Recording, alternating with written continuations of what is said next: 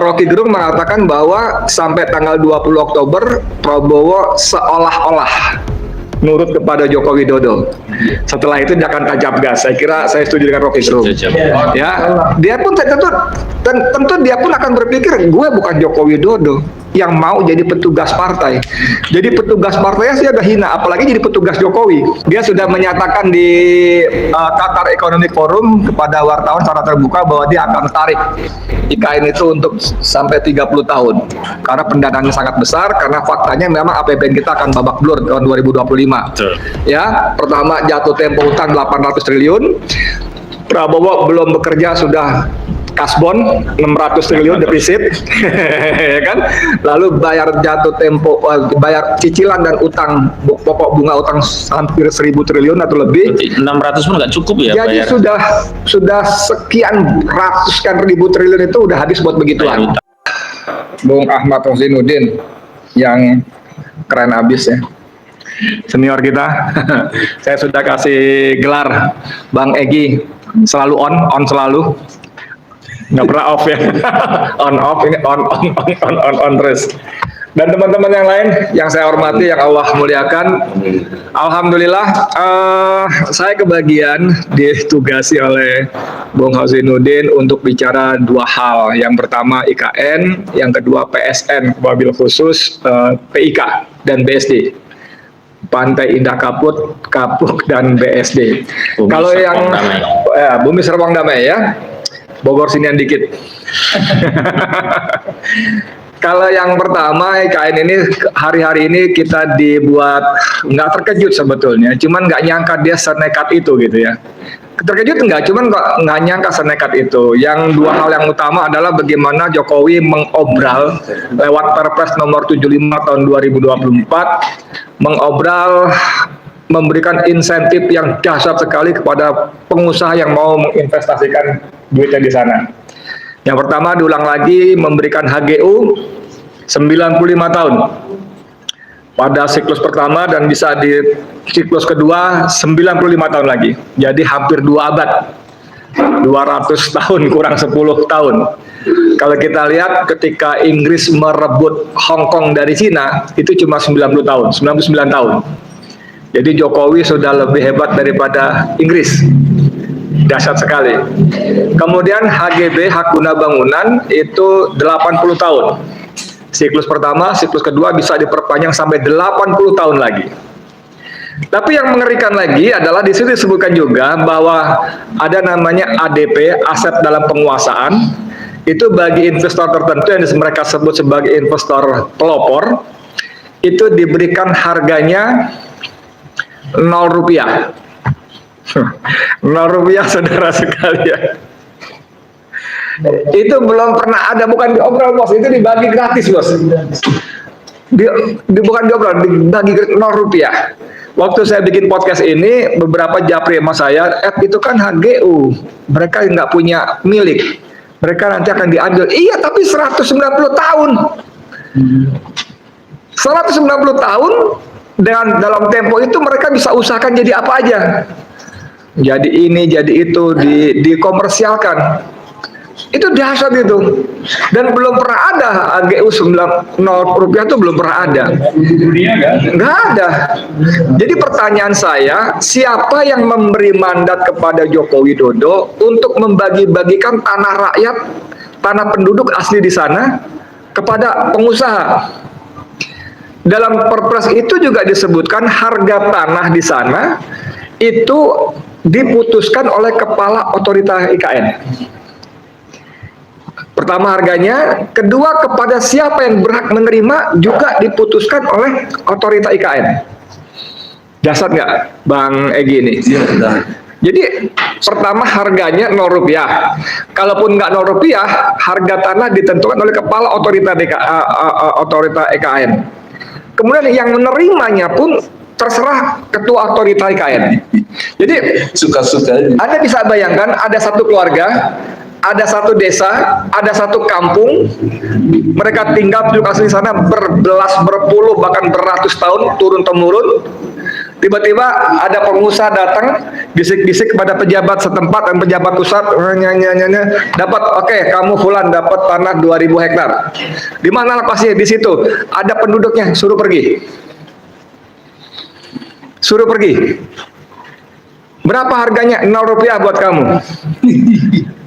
Suruh pergi dengan selembar surat yang bisik-bisik sama pejabat lokal, IKN sama pejabat pusat.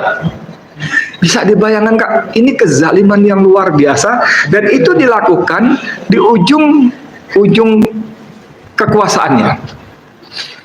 Pertanyaan saya, siapa yang memberikan mandat hak kepada Joko Widodo untuk bagi-bagi tanah rakyat? Kalau Israel itu jahat, setuju nggak Israel jahat? Setuju. Tapi dia rampas tanah Palestina untuk warga Israel. Bukan buat yang lain. Iya dong? Iya, betul. Dia rampas tanah orang untuk warga dia. Ini Jokowi rampas tanah rakyatnya untuk orang lain. Israel kuadrat.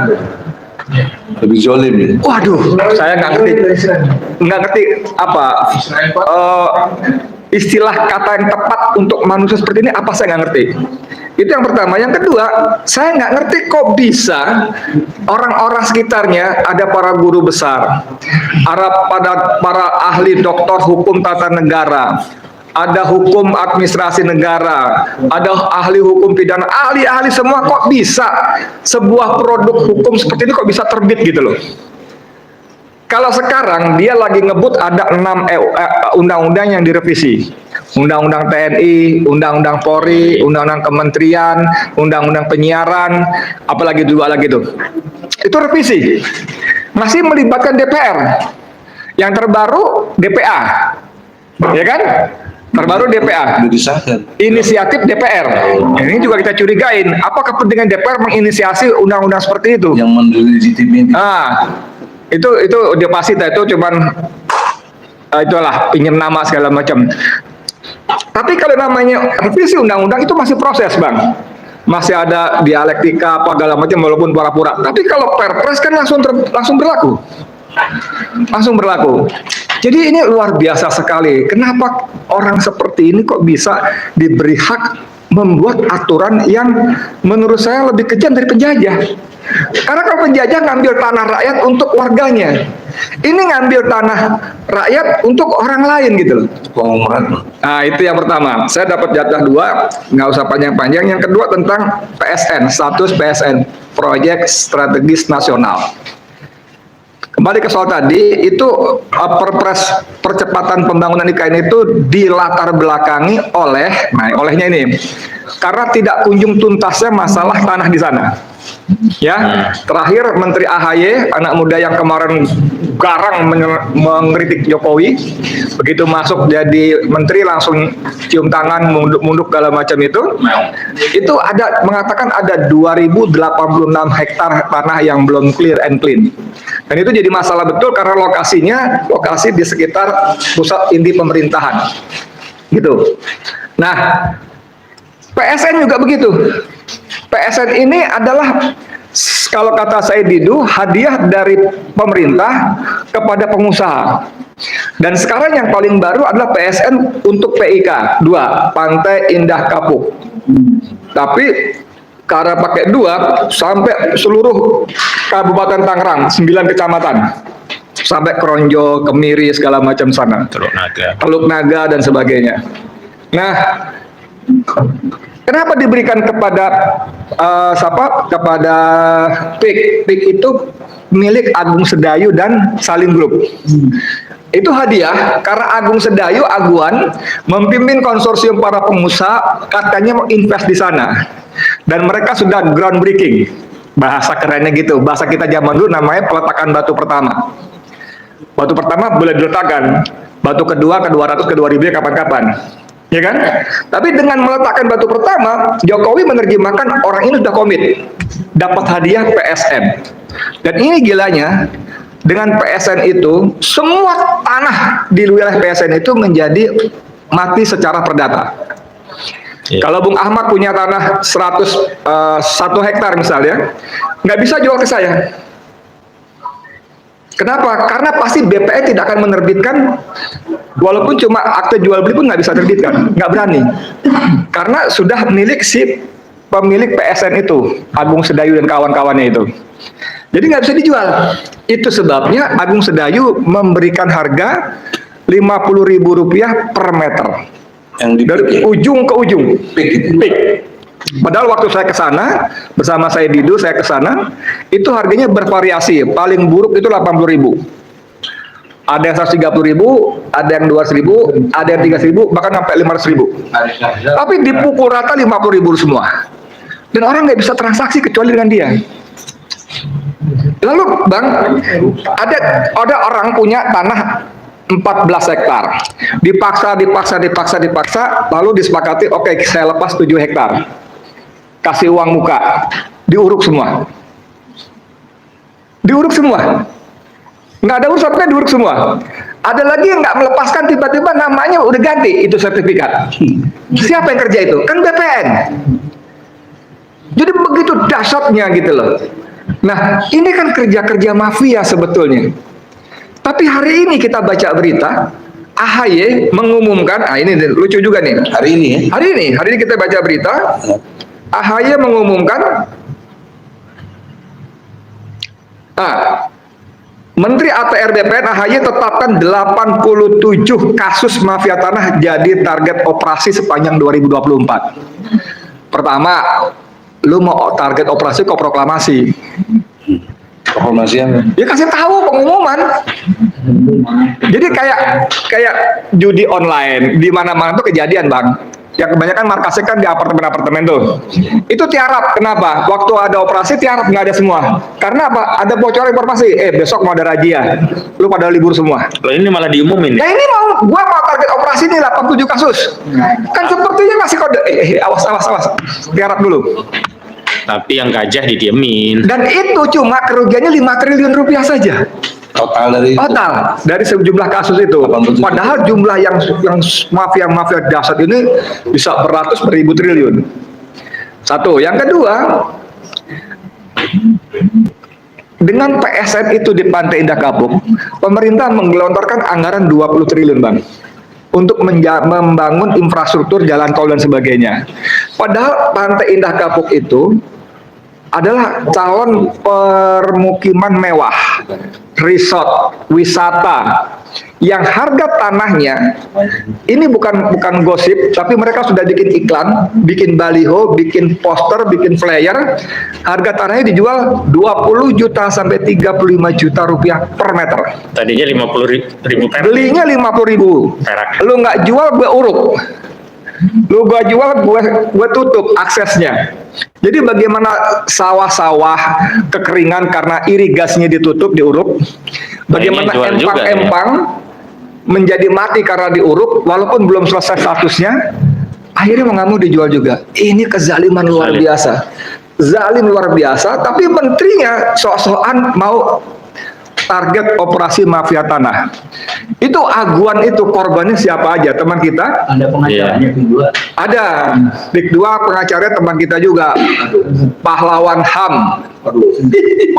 Penggiat HAM. Namanya Haris Azhar Azhari. Dia Haris Azhar ya. Dibayar berapa? Lalu dia mengatakan, klien kami membeli di atas harga NJOP. Ya iyalah, NJOP kan buat harga pasar. Iya.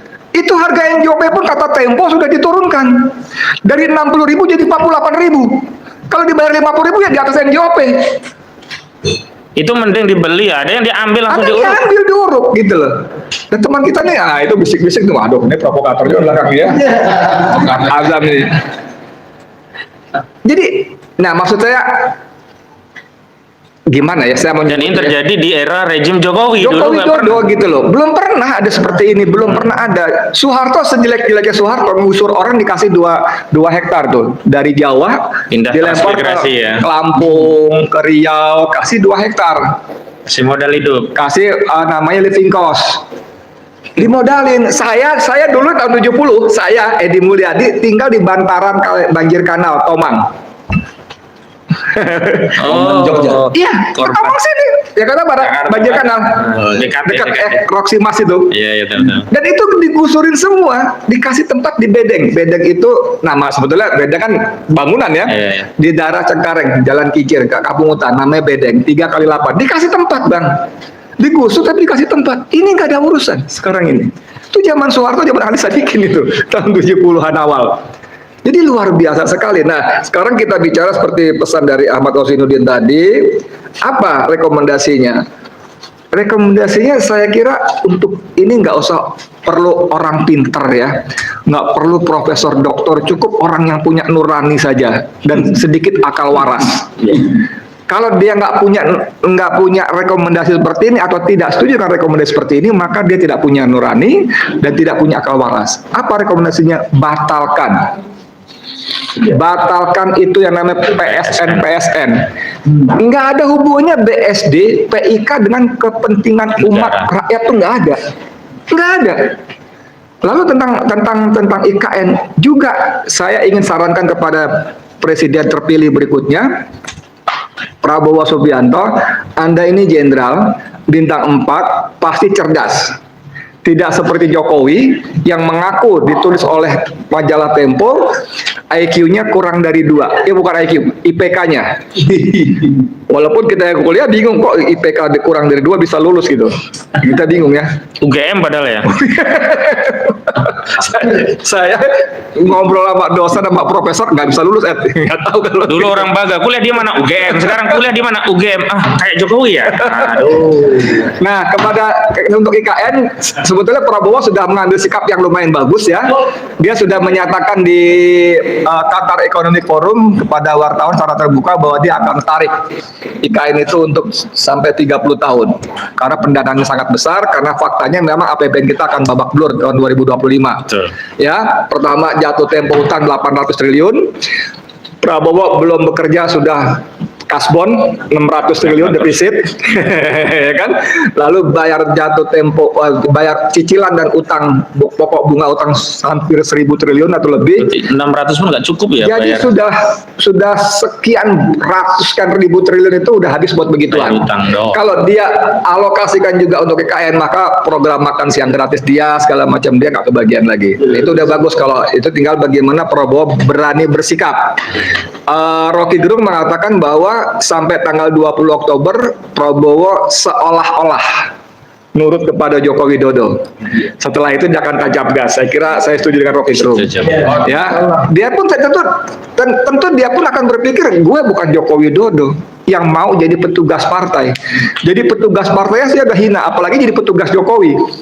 Lebih hina lagi. Gue jenderal bintang 4 dan sekarang gue presiden, terserah gue. Jadi nanti misalnya saya ngasih saran buat Prabowo, bocoran, gitu ya, pembisik. Pembisik. Nanti Prabowo nggak usah repot-repot, dia bisa menangkap Jokowi. Walaupun sudah sangat mungkin dia sudah ada deal kesepakatan sama Jokowi nanti akan melindungi presiden, keluarga akan begini akan begitu. Tapi dengan gampang mengatakan, Pak Jokowi, Pak mantan presiden, mohon maaf, saya memang udah janji begitu, tapi Bapak melihat rakyat tuntutannya, liatin tuh, Egy Sujana bunyi terus, itu Edi Mulyadi bunyi terus ya. Jadi Bapak harus buktikan dulu ijazah Bapak asli apa enggak. Bapak mesti anak Bapak yang dilaporkan sama si. Kalau ijazah Bapak terbukti asli, saya lanjutkan IKN. Ubaidillah Badrun gitu kan. Nah itu Jokowi Prabowo dengan gampang bisa menjadikan rakyat sebagai bantalan ya. Sorry Pak, saya bukan nggak nurut sama Bapak, bukan nggak mau terima kasih sama Bapak, saya udah bantu Bapak bantu saya waktu Pilpres. Tapi rakyat menghendaki begini Pak, saya nggak mungkin pasang badan untuk kehancuran, gitu bla bla bla bla bla gitu. Udah itu aja, makasih banyak.